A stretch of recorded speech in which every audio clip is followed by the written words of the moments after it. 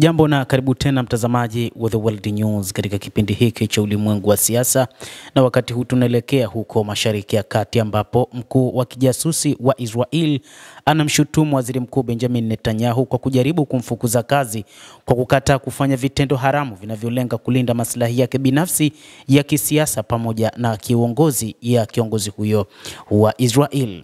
Ronen Bar, mkuu wa Shin Bet, idara ya ujasusi ya ndani ya Israel, alitoa madai hayo katika hati ya kiapo kwa mahakama ya juu siku ya Jumatatu.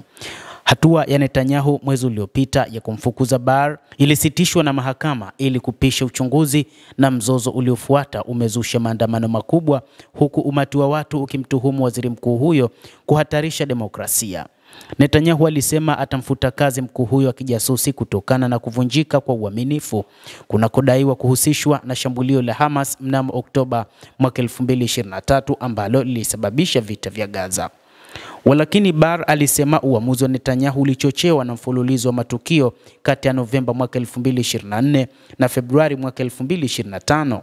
Kadhalika, Bar aliwahi kusema kwamba moja kati ya matukio ambayo yanapaswa pia yawe lawama kwa waziri mkuu huyo ni yeye aliyesababisha mvutano hadi kutokea kwa vita kati ya Israel pamoja na Wapalestina, Hamas, kutoka katika ukanda wa Gaza.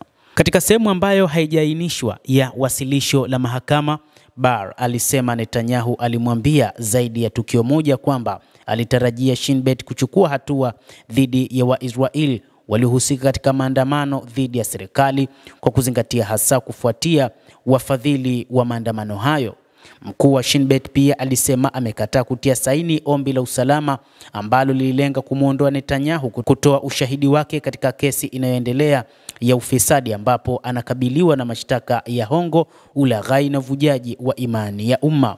Hivyo Ronen Bar alitakiwa saini hati hizo ambazo alikataa, na hii ndio ikatengeneza uhasama kati yake na waziri mkuu Netanyahu. Shin Bet pia ilitokea kufanya uchunguzi kulingana na tuhuma kwamba serikali ilipuuza maonyo kabla shambulio la Hamas kusini mwa Israel mnamo Oktoba 7 mwaka 2023, wakati kundi la Wapalestina la Hamas lilipoua zaidi ya watu 1200 na kuwateka wengine zaidi ya 250. Zaidi ya 50 kati yao wamesalia Gaza.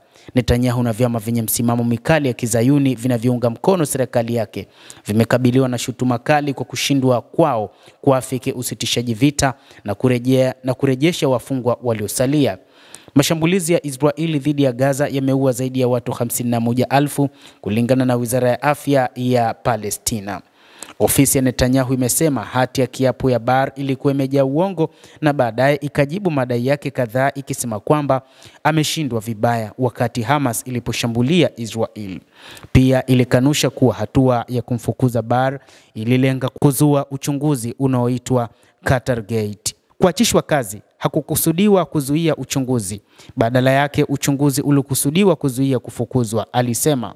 Hatua ya Netanyahu ya kumfukuza Bar iliwasilishwa na mahakama ya juu baada ya waangalizi wa kisiasa wabunge wa upinzani kuhoji kuwa kufutwa kazi kwake ni kinyume cha sheria. Jitihada za kumng'oa mkuu huyo wa kijasusi wa Shin Bet na kuendelea kwa mapigano kumechochea zaidi maandamano dhidi ya serikali kushindwa kuwalinda mateka kutoka Gaza. Bar amekubali kushindwa kwa Shin Bet kusitisha mashambulizi ya Hamas, ikisema siku ya Jumatatu kwamba atatangaza hivi karibuni tarehe ya kujiuzulu kwake.